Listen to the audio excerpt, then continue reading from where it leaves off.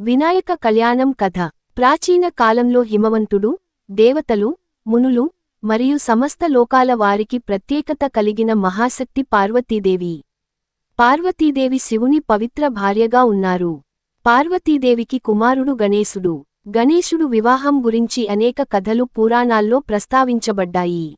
ఒకానొక రోజున దేవతలు మరియు మునులు వినాయకుడి వివాహం ఎప్పుడవుతుందో అడిగారు. అప్పుడు శివుడు మరియు పార్వతీదేవి గణేశుని వివాహానికి ఒక పరీక్ష పెట్టాలని భావించారు. పరీక్ష. శివుడు చెప్పిన ప్రకారం గణేశుడు మరియు ఆయన తమ్ముడు కార్తికేయుడు మధ్య పోటీ పెట్టారు.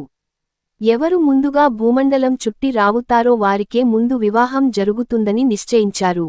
కార్తికేయుడు తన వాహనమైన మయూరంపై ఎక్కి వేగంగా భూమి చుట్టూ ప్రదక్షిణ చేసేందుకు బయలుదేరాడు.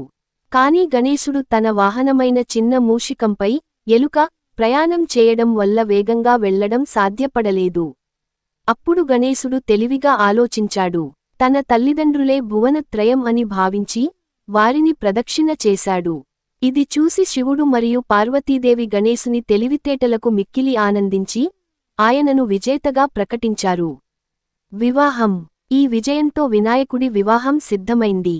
గణేశుడికి సిద్ధి, విజయాన్ని సూచించేది, మరియు బుద్ధి, తెలివితేటను సూచించేది అనే ఇద్దరు దేవీకన్యలతో వివాహం జరిగింది.